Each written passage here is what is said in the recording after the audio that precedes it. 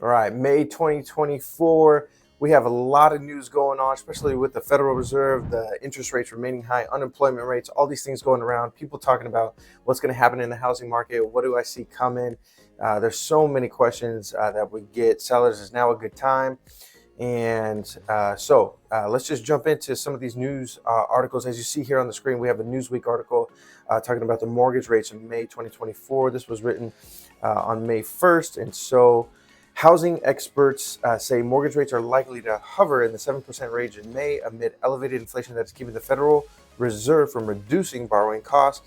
The high cost of home loans may keep buyers at bay as they wait the decline of rates before they can make the leap toward home ownership. The Federal Reserve raised interest rates starting in March 2022 to its current two-decade high of 5.25% to 5.5%. You guys keep in mind that that is the Federal Reserve interest rate, which means typically mortgage rates are about the 30-year fix is typically about 2 points higher than that, right? Anyways, we'll keep reading here. This contribution to push up of borrowing costs, including for home loans. Inflation is still struggling to cool down to the 2% central bank target, which has forced policymakers to retain the high interest rate environment. The 30-year fixed rate for the week ending in April 19th, that's a few weeks ago, rose for the third week in a row to 7.2%, the highest level since November 2023. Okay, now quick update. Unless inflation surprises in the coming weeks, mortgage rates are likely to stay in the 7 to 7.5% range, according to Realtors.com chief economist Danielle Hale. You guys, that is exactly where we're at. We're just under 7.5% in the for the 30-year fixed interest rate. Now, again, this is the national number. That 7.5%. That doesn't mean everybody's getting that 7.5%. You know, you can get a different product. You don't have to get the 30-year fixed. But the point is, nationally, we're at about just under 7.5%, which is extremely high. Now, there's two storms happening. Okay, in addition to that high interest rate and remaining there. Listen, the Fed's, they're not going to cut rates. They were talking about earlier this year 7 cuts, 8 cuts. Oh, now just 6. It looks like we're not going to have any cuts, right? The inflation is too high. The unemployment rate is not, where it needs to be. And however, if that unemployment rate creeps up, my guess is they'll have to cut rates. But let's jump over to this Realtor.com article, the April 2024 Marking Trends Report. This is interesting. This is a review of the stats of April. Again, this is national. Okay, the number of homes actively for sale was notably higher compared with last year, growing by 30.4%. 6 straight month of growth. That is massive. Okay, that is massive. Let's jump down to let's go right here. According to the Realtor.com April housing data, the small but meaningful affordability gains seen since the start of the year were eclipsed by a renewed rise in mortgage rates, fueled by stronger than expected inflation and unemployment readings in March. While the nation's median list price did not increase compared with last year due to an influx of more affordable and smaller homes, the typical home's price per square foot continued to grow. And driven by rising rates, the cost to purchase a home once again outpaced wage growth after just 1 month reprieve in March. That's not good. Meanwhile, sellers continue to list homes at a greater rate than last year. Okay, this is all like happening right now nationally. Sellers continue to list at a greater rate. This has led to a promising increase in more affordable homes for sale, especially in the southern part of the U.S. In response, the time a typical home spends on the market continues to be below pre-pandemic levels, but the gap is shrinking. Sellers are also continuing to adjust to the market conditions, with price reductions remaining above previous year's level. And guys, we can continue reading, and I'll put the link to this article so you can take a look at these awesome charts that they have with pendings and actives, newly listed homes. Again, this is national.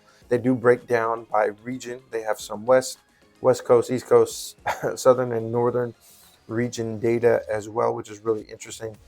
Specifically down here to the San Jose, Santa Clara, Sunnyvale market. You can take a look at these numbers. I believe this is the median price right here. And then this is what the average income needs to be in order to afford the median price, right? So 361, which is really interesting. So with that stated, this is saying nationally, more homes have been listed for sale in the month of April. Price reductions were happening, but the interest rate, we're going a little bit higher, just under 7.5%, means the affordability has gone down. After the previous month, there was some reprieve and some alleviation of that. So perfect storm of interest rates remaining higher, going a little bit higher. More homes coming for sale nationally, which means prices are going down, but still the price per square foot has gone up because of the interest rates. And so kind of this perfect storm starting to happen in April of 2024 nationally, right? Now, take a look at the actual numbers here in Santa Clara County. This is the main thing. If you're here, Silicon Valley, Santa Clara County is a 2 million person, resident, so it's a huge county. And what has been normal, we've been about that 1,000 mark range, or just above 1,500, 1,300 homes for sale is the norm, for the past 30 years, right? That's really the norm. And we have had, over the past 30 years, an influx of buyers because of Meta and Google and LinkedIn. And I mean, just the tech boom is incredible. Tesla, and I mean, all these places, right?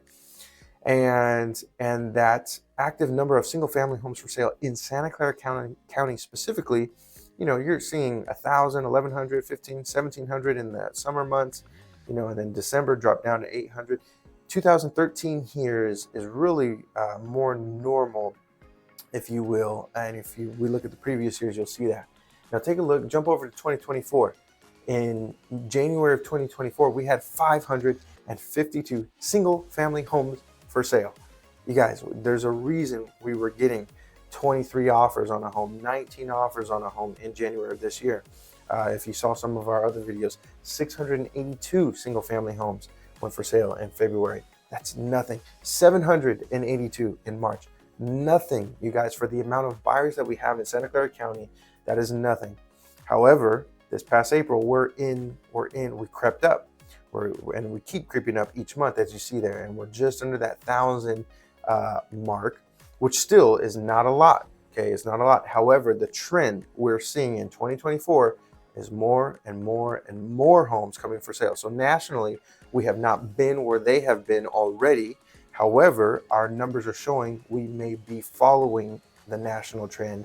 And so in May of 2024, let's keep our eye on that. If we hit 1,200, that'll be a massive increase, in which I think that might be where we end up, 1,200 homes in May. In June, will we be at 13, 14, 1,500? I think so. The question is, when we get closer to the end of the year, will we remain high, or will we see that decrease in that December number? However, my prediction is that we may remain high. What does this mean? What do we see coming? Here's what I see coming. I do see price reductions happening. What you could have gotten in January, February, and March, you're not going to get in May, June, July, or August. Okay, sellers, if you're preparing for a move, I know everybody looks at the neighbor, what they sold down the street. Oh my God, they got $3 million for their home. That was in January, when 500 homes they were for sale in Santa Clara County, and there was 3,000 buyers looking for a home, and that home had 30 offers on it, right? And if you go to sell it in May, June, or July, there's going to be 2 to 3 times more homes available and less buyers, because buyers here in Santa Clara County, this is where you got to know your market. They leave in the summer. They're off in India, they're off in China, and they're gone until school starts back in August. Okay, so not only is there going to be an increase in homes for sales in these summer months as we get into the summer months, but there's a decrease in the buyers, not because of layoffs or anything like that, and which that may be another factor that comes as well, but we haven't felt that really yet. There's still more than enough buyers. But what we will feel is all these buyers leaving for vacation. We feel it every summer here, because the tech buyer here, they're gone, they're out of the country, and they come back when school starts in August. So you are not going to get the price that your neighbor got in those first 3 months, in that first quarter, or maybe even April. Okay, so just know that. So I don't know the percentage of decrease, but let's keep our eye on that. And so there is your May 2024 outlook according to these stats. If you guys have any questions or want to stay updated, make sure to subscribe to this channel. Feel free to send us an email anytime with any questions that you may have as well.